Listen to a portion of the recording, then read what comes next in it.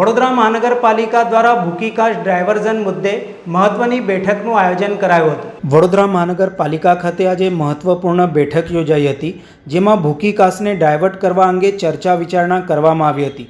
મેયરના અધ્યક્ષસ્થાન હેઠળ યોજાયેલી બેઠકમાં વડોદરાના સાંસદ, ધારાસભ્ય, સ્થાયી સમિતિના અધ્યક્ષ તેમજ વોર્ડ નંબર 1 અને 2ના કાઉન્સિલરો ઉપસ્થિત રહ્યા હતા।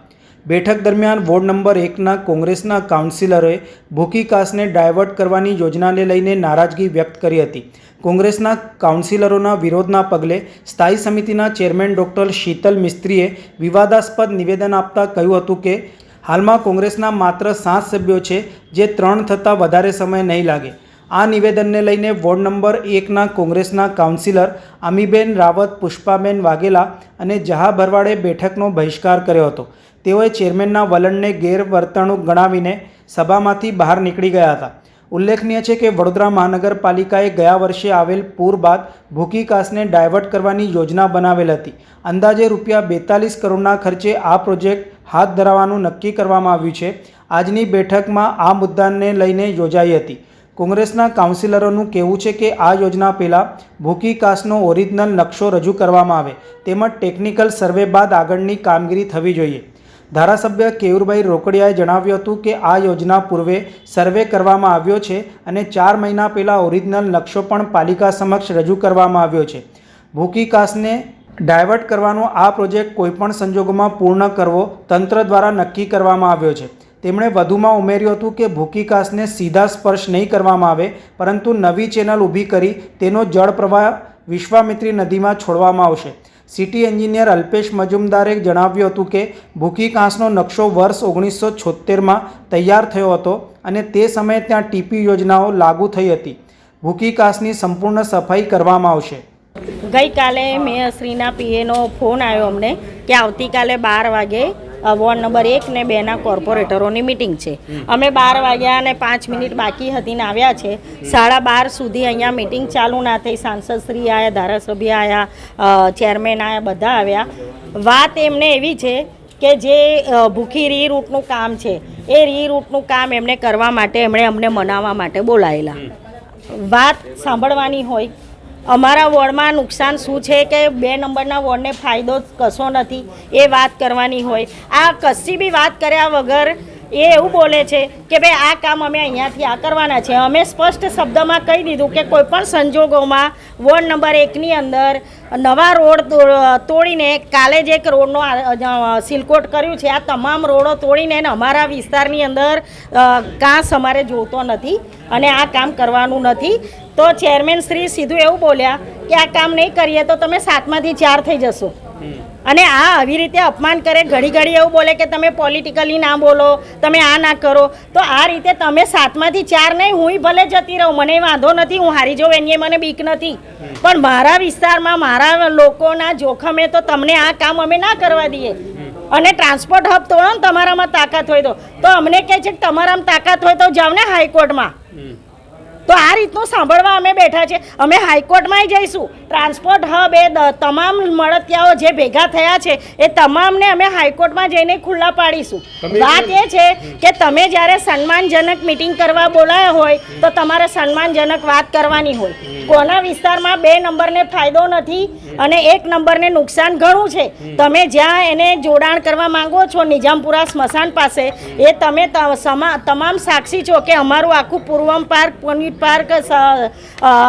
સંતોકનગર, પાસવાનાથ સોસાયટી, તમામ સોસાયટીઓ ગયા વર્ષે 4-5 દિવસ સુધી 3 ફૂટ પાણી રહ્યા છે અને તમે એમાં જોડો છો। મેં કીધું કે ચાલો આવી મિટિંગોમાં બેસાય ને, એ નથી આવ્યા બહાર, એમની મરજી, પણ હું આવું અપમાન સહન ના કરું। મેં ઓરિજિનલ નકશા આજથી 3-4 મહિના પહેલાંની સામાન્ય સભામાં બતાવ્યા હતા। એમાં ભૂખી નદીને કાંસ પણ નહોતી રહેવા દીધી અને આ ઘટના વર્ષો પહેલાંની છે। હવે એની ચર્ચા હું ફરીવાર કરવા માગતો નથી, પરંતુ એટલું ચોક્કસપણે કહું છું કે ત્યાં એફપી ફળવાઈ ગયા હતા અને એફપી ફળવાઈ ગયેલાના હોવાના કારણે ત્યાં બધા ફ્લેટ્સ બન્યા છે વર્ષોની અંદર। હવે એફપી કોને ફાળવ્યા, એમને ફાળવ્યા, એવો આજે આક્ષેપ કરવું યોગ્ય નથી। આજે હું શું કામ કરવા બેઠો છું, તો આજે ભૂખી કાસ્ટને અમે રીરૂટ કરીને જે પાણીનો પ્રશ્ન લોકોનો ઘરોની અંદર પાણી ભરાય છે એને દૂર કરવાનું કામ એ અમારા દ્વારા કરવામાં કાંસ નહીં, આપણે આ નવી આખી કાંસ જેવી ગટર લાઈન મોટી નાખી રહ્યા છે અને કાંસને અમે ક્યાંય અડકતા નથી, કાંસ અમે ટચ પણ નથી કરતા, કાંસ એના ભાગમાં એની એ જ રહેવાની છે. અમે આવી આખી નવી ચેનલ ઊભી કરી રહ્યા છે જેના કારણે કાંસનું એક્સેસ પાણી સીધું વિશ્વામિત્રીમાં જઈને મળી જાય. આ એક્સપર્ટ ઓપિનિયન લઈને જ આખી આ સર્વે કરીને, ટેકનિકલ સર્વે કરીને જ આ આખી ડિઝાઇન બનાવીને જ અમે આ રીરૂટ આખી ચેનલ નાખી રહ્યા છે. સૌથી પહેલાં તો આ જે ભૂખી કાંસ છે એને ડાયવર્ટ નથી કરતા. પહેલી વાત તો એ છે, ભૂખી કાંસ જ્યાં છે ત્યાંની ત્યાં જ છે, પરંતુ ભૂખી કાંસની એક કેપેસિટી છે. એ કેપેસિટી જ્યારે ઓછી પડતી હોય તો એને કેપેસિટી એન્હેન્સમેન્ટ કરવી પડે.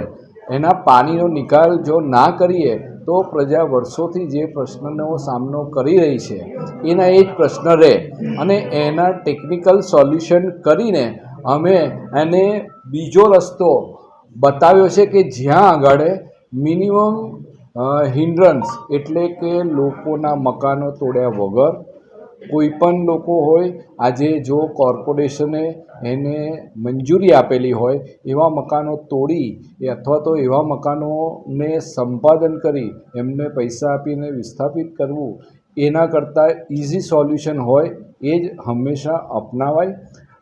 સાથે ચર્ચા દરમિયાન એક એવી પણ બાબત આવી કે DLRના નકશા અમને બતાવો.